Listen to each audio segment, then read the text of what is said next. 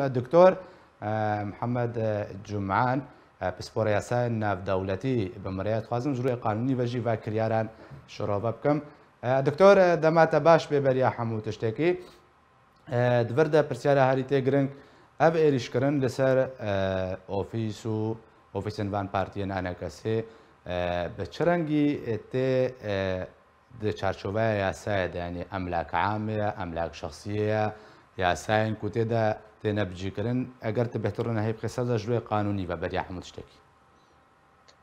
بەرە بەلە گەلک سپاس ji bo we û ji bo hemû karmendên arkê gelek spas û rêz û silav bo temaşavanên we. Bi rastî helbet am ev rewşa ku îro çê dibe gelek mixabin, gelek dijwar e di rewşeke werqas dijwar û teng da ku milletê Kurd têra derbas dibe. Lê bo pirsa te yanî bi rastî jî helbet evaya wekî birader Mihened got ew ji Amûdê ku kî ku mes'uliyeta asayîşa welat dest daye ew berpirsiyre li gorê qanûnê.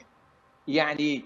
tu berpirsiyare vî karî parastina vî welatî parastina vê navçeyî ciyakî tu mes'ûlî tu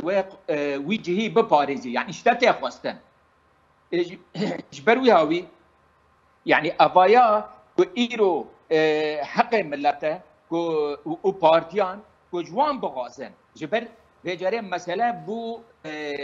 mestir bû ciya ku di du sisê li du hevdê helbet êdî bê planekî mezin ev vêcerê helbet mixabin li goreyê rewşê dibe merî yani tişne mezin bixwaze mesela tedexuleke navnetewî tiştekî mestir ji ber êdî yani ji alî mecmuakê grupakê wekî nav lê dikin ciwanên şoreşger ku wana hicûm kiriye ev nebû tiştekî min ez planekî mestir de hesibînim dibînim ku îro planek heye armanj dikin nehcekê partîne ji başûr de heta rojava. Başa doktor demek ku aliyek êrişî xakekê bike. Bo nimûne çekdarên PKK deh êrişî xaleka pêşmergeyên Kurdistanê kirin derencamê de pêşmergeyek şehîd bû û yê din dîsekê din jî birîndar bûn. Pirsiyar dibir de demek ku berpirsyarek mîne Mazlûm Ebdê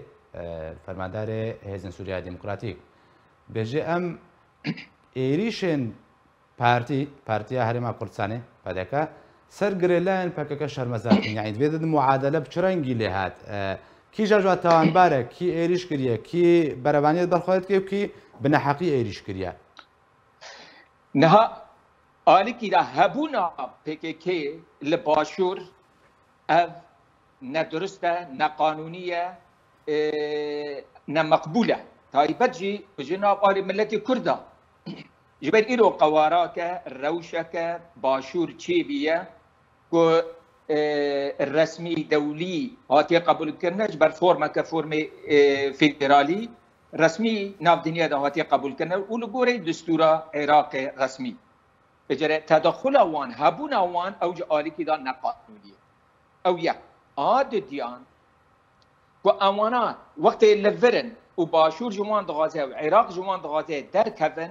ew dernakevin a sistiyan ew tînin Türkiye hicûmê Türkiye tînin dixine hindir erdî başûr yani tehlûketê tevliheviyakê tevî ku rewşa başûr ne li ser hever rewş û yani alî him qanûnî da Iraq tiştê xwe qanûna sedû çelî pêk nayîne û rewşê aborî û gelek tiştê din yani hûne wê cerê Kurd ne werin wê rewşê wan hîn zor tevlihev bikin. Di ser va tiştê hîn xerabtir baweriya min mewqifê birêz Mazlûm Ebdî ku îro mera hêvî dikir wê mewqifekî rastir adilane di nav da wekî navçiyak bikirin bêjin ku bigota şerê bira ku jî em qebûl nakin şehîdbûna pêşmergan ji destî Kurdekî din em qebûl nakin em ne rast dibînin يعني نافكي دلي بكرا لي پیشمرگه شهید کتنه تبیجی کو پیشمرگه پارتی کشتن